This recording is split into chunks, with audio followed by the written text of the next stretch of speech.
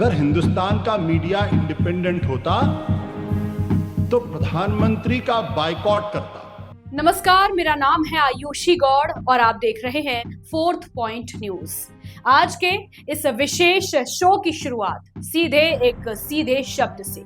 शाबाश आशुतोष। जी हाँ, वरिष्ठ पत्रकार आशुतोष ने न्यूज 24 के एंकर और संपादक मानव के तीखे और उलझाने वाले सवालों का जिस बेबाकी, निडरता और स्पष्टता के साथ जवाब दिया है, उससे देश के मीडिया जगत और सत्ता के गलियारों में हलचल मचा दी है। कीजिए हेड ऑन इस सवाल को और बताइए, क्या वाकई 90% of the times media Rahul Gandhi के साथ, विपक्ष के साथ नाइंसाफी करता है क्या आशुतोष?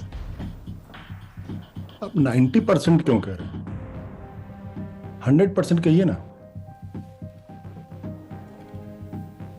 सूरज पूरब में निकलता है, कोई बोलेंगे कि नहीं पश्चिम में निकलता है, तो ये कौन मानेगा? मतलब आज की तारीख में कोई ये सवाल पूछे कि मीडिया इंडिपेंडेंट है, तो मुझे लगता है या तो वो सूरज को पश्चिम में उगता हुआ देख रहा है, या फिर उत्तर में या दक्षिण में।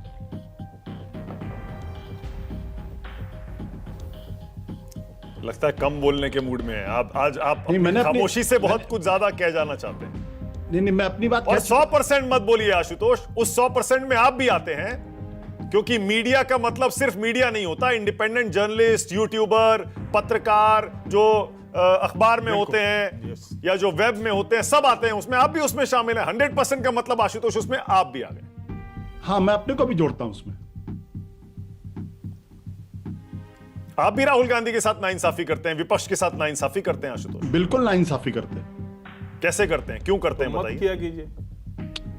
नहीं, करने के लिए मजबूर है आप क्या करेंगे? नहीं तो आप जेल की सलाखों में जाएंगे, और कहां जाएंगे फिर आप देख लीजिए प्रणय राय के साथ क्या हुआ। पूरी कंपनी उनके हाथ से छीन ली गई। क्या क्या आरोप नहीं लगाए गए, सारे आरोप फर्जी थे। बाद में अदालतों के अंदर सीबीआई ने क्लोजर रिपोर्ट डाल दी। प्रणय राय को एयरपोर्ट पे ऐसे रोका गया जैसे कि वो क्रिमिनल हो। रेड कॉर्नर नोटिस था उनके खिलाफ।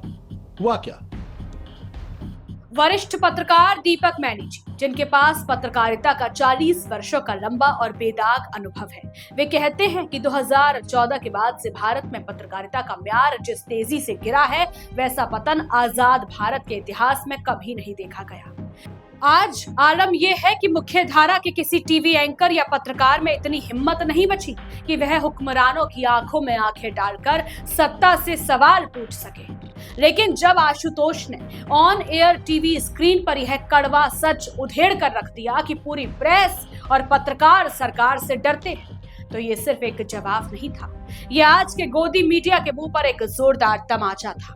आज इस विशेष विश्लेषण में हम गहराई से समझेंगे कि मानव के सवालों का आशुतोष ने किस तरह धज्जियां उड़ाते हुए जवाब दिया। 2014 के बाद देश में निष्पक्ष पत्रकारिता का दम क्यों घुटा? बिना प्रेस कॉन्फ्रेंस वाली इस व्यवस्था ने लोकतंत्र को कितना नुकसान पहुंचाया? और क्या अब तथाकथित न्यू मीडिया या यूट्यूबर्स भी उसी पक्षपात और डर का शिकार हो चुके हैं?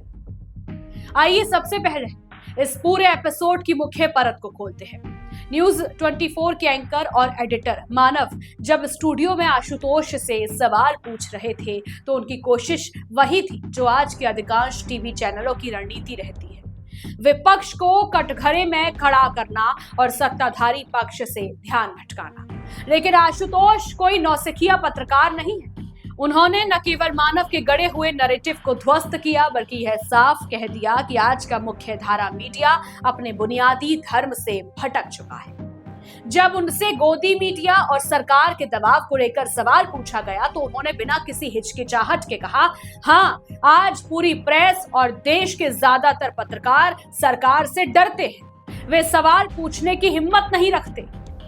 और कहता कि प्रधानमंत्री जी, लोकतंत्र की रवायत है कि प्रधानमंत्री प्रेस कॉन्फ्रेंस करते हैं, जनता के सवालों को, पत्रकारों के सवालों को फेस करते हैं।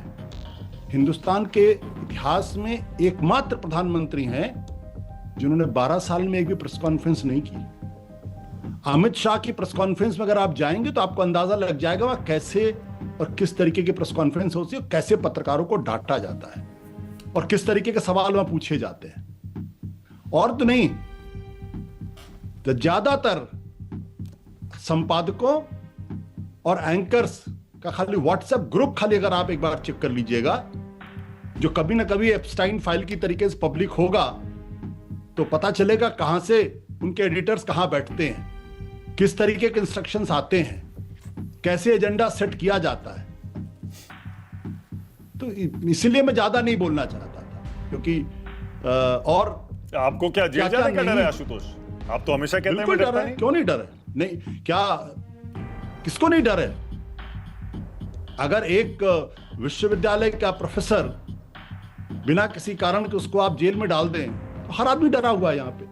वरिष्ठ पत्रकार दीपक मैनी जी इस वाक्य का विश्लेषण करते हुए लिखते हैं कि जब एक एंकर स्टूडियो में बैठकर सत्ता की चाटुकारिता को ही पत्रकारिता समझ ले, तो उसे आशुतोष जैसे पत्रकारों का आईना दिखाना जरूरी हो जाता है। आशुतोष ने स्पष्ट किया कि पत्रकार का काम सरकार का भोंपू बनना नहीं, बल्कि जनता की तरफ से सरकार की नीतियों का ऑडिट करना है। लेकिन आज टीवी स्टूडियोज सत्ता के प्रचार केंद्र बन चुके हैं। आज के दौर में जब कोई पत्रकार सत्ता से सीधे सवाल पूछता है, तो उसे स्टूडियो में ही घेरने की पूरी कोशिश की जाती है। मानव और आशुतोष की यह गर्मा गर्म बहस इस बात का जीवंत उदाहरण थी कि कैसे आज का मीडिया दो अलग अलग ध्रुवों में बंट चुका है। एक तरफ वह पत्रकारिता है जो सत्ता के चरणों में बैठी है, और दूसरी तरफ वह जुझारू तेवर है जो आज भी सच बोलने का मादा रखते हैं। आशुतोष ने जिस बेबाकी से स्टूडियो के भीतर यह बात कही, उसने टीवी के उन पर्दों को हिलाकर रख दिया जो लंबे समय से जनता की वास्तविक समस्याओं पर पर्दा डालने का काम कर रहे थे। दीपक मैनी जी अपने 40 वर्षों के लंबे पत्रकारिता करियर को याद करते हुए एक बहुत महत्वपूर्ण बात रेखांकित करते हैं। 2014 से पहले भी सरकारें थी, घोटाले होते थे, नीतियां असफल होती थी, लेकिन उस दौर में पत्रकार सत्ता से सीधे टकराते थे। प्रधानमंत्री से लेकर गृह मंत्री और वित्त मंत्री तक प्रेस कॉन्फ्रेंस में बैठकर तीखे से तीखे सवालों के जवाब देने के लिए बाध्य होते थे। लेकिन 2014 के बाद क्या बदला? 2014 के बाद पत्रकारिता का मानक और नैतिक स्तर एकदम नीचे गिर गया। दीपक मैनी जी के शब्दों में पत्रकारिता की रीढ़ की हड्डी को योजनाबद्ध तरीके से तोड़ा गया। सवाल पूछने वाले पत्रकारों को देशद्रोही, एजेंडावादी या एंटी नेशनल का टैग दे दिया गया, जबकि चाटुकारिता करने वालों को इनाम और टीआरपी दी गई। आज स्थिति यह है कि देश का मुख्यधारा मीडिया जनता के बुनियादी मुद्दों जैसे महंगाई, बेरोजगारी, स्वास्थ्य और शिक्षा पर बात करने के बजाय सांप्रदायिक ध्रुवीकरण और गैर जरूरी मुद्दों पर बहस कराने में लगा रहता है।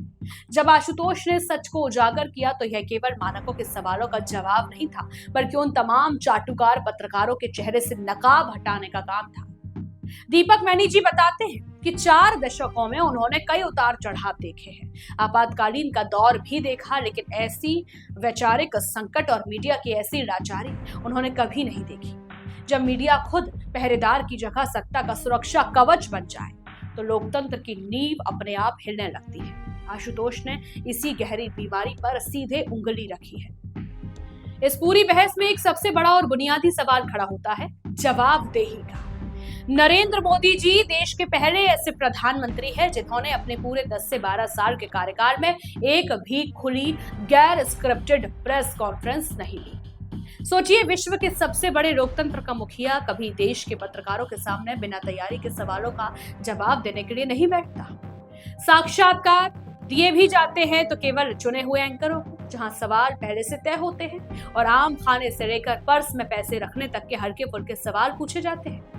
जब देश का प्रधान वैज्ञानिक, आर्थिक या सामाजिक मुद्दों पर सीधे मीडिया के सवालों का सामना नहीं करता, तो निचले स्तर पर प्रशासनिक जवाबदेही भी खत्म हो जाती है। आशुतोष ने अपने बयानों में यही संकेत दिया कि जब सत्ता शीर्ष से ही सवाल पूछने की संस्कृति को खत्म कर दिया जाएगा, तो नीचे का मीडिया डर और चाटुकारिता के दलदल में धंसता चला जाएगा। यह नो प्रेस कॉन्फ्रेंस कल्चर सिर्फ एक राजनीतिक रणनीति नहीं है, बल्कि यह मीडिया को बाईपास करके सीधे जनता के इमोशंस के साथ खेलने का एक खतरनाक जरिया है।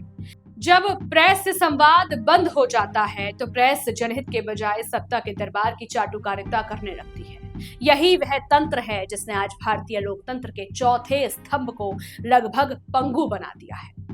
मुख्यधारा मीडिया से निराश होकर देश की जनता ने डिजिटल प्लेटफॉर्म्स और यूट्यूबर्स की तरफ रुख किया था। लगा था कि यहाँ स्वतंत्र आवाजें सुनने को मिलेंगी, लेकिन इस बहस में आशुतोष ने एक और कड़वी सच्चाई उजागर की। आज के कई बड़े यूट्यूबर्स भी पूरी तरह पक्षपाती और डरे हुए हैं। दीपक मैनी जी के बारीक विश्लेषण के अनुसार एक वर्ग सत्ता के डर से या एल्गोरिदम और व्यूज की दौड़ में केवल वही बोलता है जो सत्ताधारी व्यवस्था को पसंद आए। दूसरा वर्ग केवल विरोध के नाम पर अंध विरोध में व्यस्त है, जिससे निष्पक्षता का संतुलन बिगड़ जाता है। स्पॉन्सरशिप और व्यूज के चक्कर में स्वतंत्र पत्रकारों पर भी कॉर्पोरेट और पॉलिटिकल फंडिंग का दबाव बढ़ता जा रहा है। यानी जो बीमारी टीवी चैनलों में थी, वह बीमारी अब धीरे धीरे डिजिटल स्पेस और यूट्यूब चैनल्स में भी अपनी जड़ें जमा रही है। डिजिटल माध्यमों ने उम्मीद की एक नई किरण जरूर दिखाई थी, लेकिन विडंबना ये है, यहाँ भी क्लिकबैट, टीआरपी की तर्ज पर व्यूज का खेल और वित्तीय दबाव पत्रकारों की निष्पक्षता को लीड रहा है। आशुतोष की यह चेतावनी बेहद समय पर आई है कि हमें सिर्फ गोदी मीडिया से ही नहीं, बल्कि डिजिटल गलियारों में पल रहे पक्षपातपूर्ण रवैये से भी सतर्क रहने की जरूरत है। दोस्तों, आशुतोष का न्यूज 24 के मंच पर बेबाकी से जवाब देना सिर्फ एक टीवी डिबेट का हिस्सा नहीं है। यह भारत की रीढ़ विहीन हो चुकी पत्रकारिता को जगाने की एक साहसिक कोशिश है। दीपक मैनी जी का 40 सालों का अनुभव हमें यही सिखाता है कि पत्रकारिता अगर सत्ता के सामने घुटने टेक दे तो सबसे पहला नुकसान जनता और लोकतंत्र का होता है। जब तक देश के नागरिक और निष्पक्ष पत्रकार निष्पक्षता के साथ डटकर खड़े नहीं होंगे और शाबाश आशुतोष कहकर ऐसे साहस का समर्थन नहीं करेंगे, तब तक मीडिया का खोया हुआ म्यार और सम्मान वापस नहीं आ सकता। आप आशुतोष के इन बेबाक बयानों और आज की पत्रकारिता की स्थिति के बारे में क्या सोचते हैं? क्या आपको भी लगता है कि 2014 के बाद मीडिया का स्तर गिरा है? अपनी राय नीचे कमेंट बॉक्स में जरूर साझा करें। अगर आपको फोर्थ पॉइंट का यह निष्पक्ष और तथ्यपरक विश्लेषण पसंद आया तो इस वीडियो को शेयर करें, लाइक करें और हमारे चैनल को सब्सक्राइब करना बिल्कुल ना भूलें। मैं Ayushi Gaur, fourth point news के साथ। नमस्कार।